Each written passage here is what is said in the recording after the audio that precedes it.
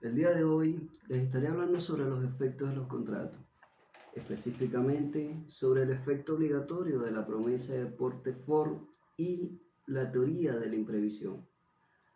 La promesa de Portefort es una promesa en donde una de las partes se compromete a que un tercero asumirá una obligación determinada frente a su contraparte.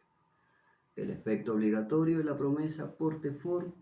Con tal denominación se conoce el principio de una de las partes en un contrato, de obtener el consentimiento de un tercero para la concertación por éste de un acto jurídico o el cumplimiento de una prestación, imponiéndose al promitente una pena si fracasa. Esto es, se trata de una obligación de hacer, asumida por una de las partes y consistente en tomar las medidas necesarias para convencer a una persona ajena al contrato a que preste su concurso en cierto acto o realice determinada conducta.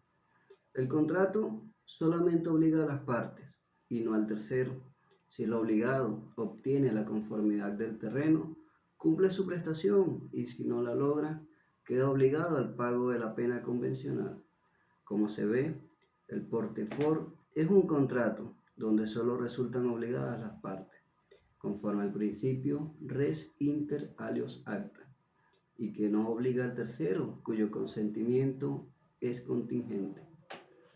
Ahora bien, en cuanto a la teoría de la imprevisión, esta postula que ante la concurrencia de un hecho extraordinario, general, imprevisible y ajeno a las partes, que cause un desequilibrio económico entre las prestaciones pactadas en un contrato, haciendo más gravoso el cumplimiento de las obligaciones para uno de los contratantes, la parte afectada podrá solicitar la modificación del contrato a efecto de recuperar el equilibrio de las obligaciones y contraprestaciones pactadas.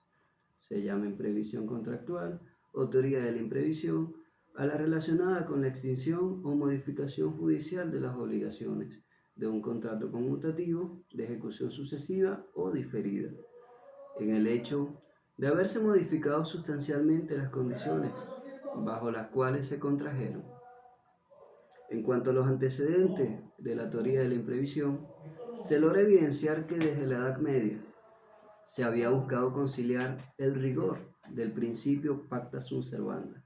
La palabra empeñada obliga a cumplir con la fraternidad que debe existir entre las personas que forman parte de una sociedad, dando lugar a la llamada cláusula rebus sic stantibus. Las cosas quedan como están, que se consideró implícita en todos los contratos de ejecución diferida, ante la situación del deudor, que, para cumplir el contrato, sufrirá un descalabro que puede llevarlo a la ruina por nuevas circunstancias imprevisibles para el momento de la celebración del contrato. El acreedor, como buen padre de familia, exigirá al deudor cumplir con todo el rigor que le impone el contrato y le permitirá darlo por terminado o revisar el contenido de la prestación para que el deudor pueda cumplir sin tener que realizar un esfuerzo fuera de sus posibilidades. Se consideró implícita en todos los contratos de ejecución sucesiva o diferida la llamada cláusula rebus sic stantibus, en virtud de la cual se postula que las partes han partido al contratar que las obligaciones persistirán en el mismo estado, y de allí que si tales circunstancias cambian de una manera sustancial, por hechos extraordinarios e imprevisibles, haciendo excesiva o onerosa la prestación para una de las partes, el contrato debe ser resuelto o modificado. Esta teoría, a pesar de tener una tradición histórica de varios siglos, nunca llegó a prosperar en forma definitiva. De allí que el Código Napoleón rechazó la doctrina que preconizaba la cláusula rebus sic stantibus, haciendo prevalecer el principio de la intangibilidad del contrato. Este solo puede ser terminado por las causas previstas en la ley o por la voluntad de las partes. De allí que las únicas soluciones para el problema de la excesiva onerosidad sobrevenida son mediatamente la voluntad de las partes o una norma legal. El resurgimiento del problema de la excesiva onerosidad. La Primera Guerra Mundial, y especialmente la posguerra, al dislocar las bases de la economía anterior al conflicto, produjeron un encarecimiento de los bienes y una gran devaluación de la moneda, especialmente en Alemania, que rompían el fundamento económico de los contratos celebrados, al hacerse exclusivamente oneroso para el deudor o inequitativo para el acreedor, produciéndose un verdadero desequilibrio entre las recíprocas obligaciones de las partes. La jurisprudencia civil francesa ha rechazado sistemáticamente la aplicación de la teoría de la imprevisión, solo en materia administrativa, por las características del contrato administrativo, cuyo objeto es un servicio público, al existir un interés general superior al de las partes. Es necesario restablecer el equilibrio económico del contrato cuando éste se ha roto por causas imprevistas y extraordinarias. En cambio, en Alemania y en Italia, la doctrina y la jurisprudencia admitieron, bajo ciertas circunstancias, la aplicación de la teoría de la imprevisión, es decir, darle al juez la facultad de declarar resuelto el contrato o de modificarlo. En muchos países se ha consagrado la teoría de la imprevisión, como lo son Portugal, Guatemala, Bolivia, Paraguay, Cuba y Perú. En otros, en cambio, no le han dado cabida, entre ellos el Código Civil venezolano de 1942. Los fundamentos de la teoría de la imprevisión. En los países en los cuales no se ha consagrado una norma que acoja la teoría de la imprevisión, se pretende fundamentar la teoría de la imprevisión en diversas tesis que han desarrollado a través del tiempo. Primero, en la cláusula rebus sic stantibus, implícita en todo contrato de cumplimiento diferido, tesis que no ha tenido mayor acogida. Segundo, la teoría de la presuposición, según la cual, en el momento de la celebración del contrato, las partes han considerado como esencial que las circunstancias económicas no variarán y al cambiar, las partes habrán incurrido en un error sustancial. Tercero, la presuposición, que sería una limitación de la voluntad que deriva de una objetiva situación de hecho común o a ambos contratantes, presuponiendo que determinados hechos iban a ocurrir o no, y al no producirse en el momento de la ejecución del contrato, el consentimiento dejaría de tener fundamento. Cuarto, la causa. Para quienes consideran que la causa constituye la función económica social que cumple el contrato, la causa no solamente ha de existir en el momento de su celebración, sino durante toda su ejecución. Quinto, el principio de que los contratos deben ejecutarse de buena fe, según el cual las partes deben comportarse con honestidad, lealtad, corrección, y no lo haría quien pretenda exigir el cumplimiento literal y exacto del contrato, cuando ello puede poner en riesgo la rutina de la otra parte. Sexto, la equidad, según la cual el juez quedará autorizado para eliminar una cláusula contractual o modificarla cuando un hecho extraordinario e imprevisible destruye el objeto o la economía misma del contrato. Séptimo, también se ha encontrado la conexión entre la imprevisión y el enriquecimiento sin causa. Pero es obvio que precisamente el contrato justifica el enriquecimiento de una de las partes.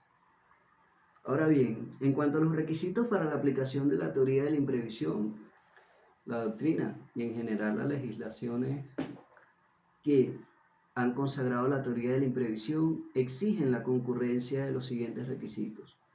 Primero, para el momento de la ejecución del contrato, la prestación debe ser excesivamente onerosa.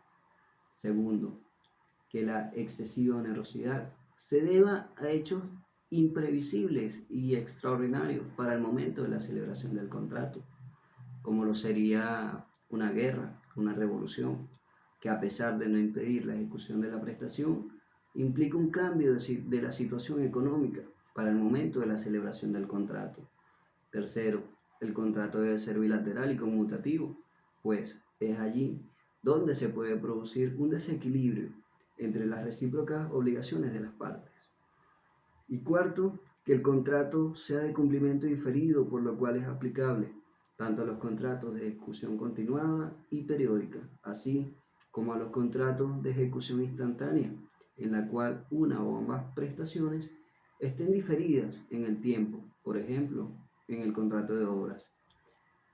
Quinto, la alteración de las condiciones debe haberse producido entre el momento de la celebración del contrato y su cumplimiento.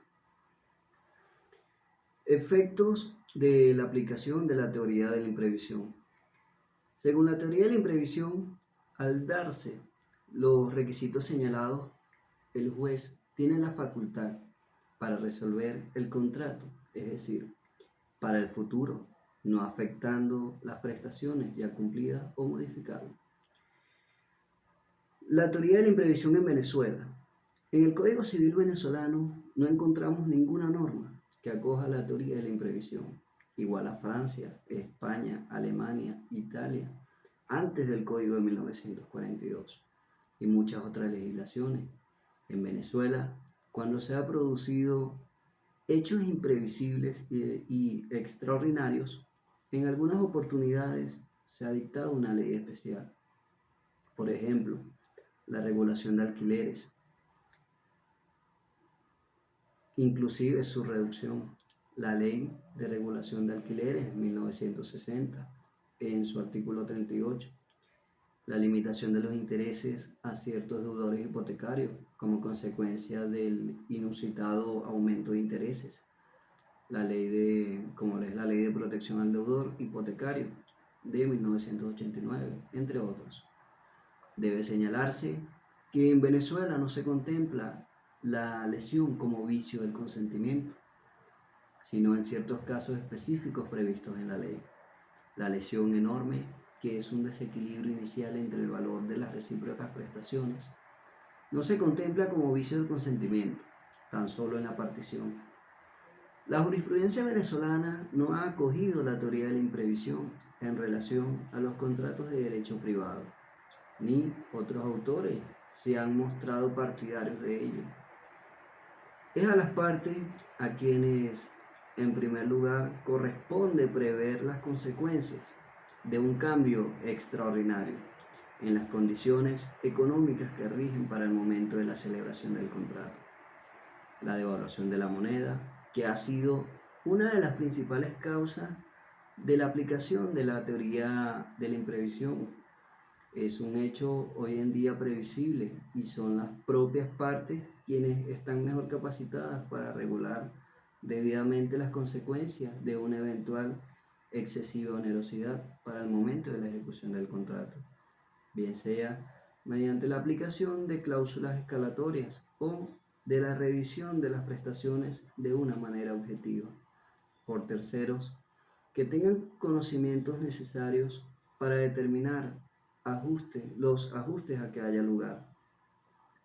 En fin, se considera que la teoría de la imprevisión no es aplicable en Venezuela, por no tener fundamentos muy sólidos ni existir conceptos claros en relación a los requisitos para su procedencia, que justifiquen la violación de los principios que rigen nuestro sistema contractual de derecho privado, especialmente que las obligaciones deben cumplirse exactamente como han sido contraídas y la que el juez solo puede declarar la terminación del contrato en los casos expresamente previstos por la ley. Me despido de ustedes atentamente, Antonio Nieves, cursante del quinto semestre de la Facultad de Derecho en la Universidad Santa María, Núcleo Amazonas, en este caso cumpliendo con la actividad asignada por la materia de obligaciones 1.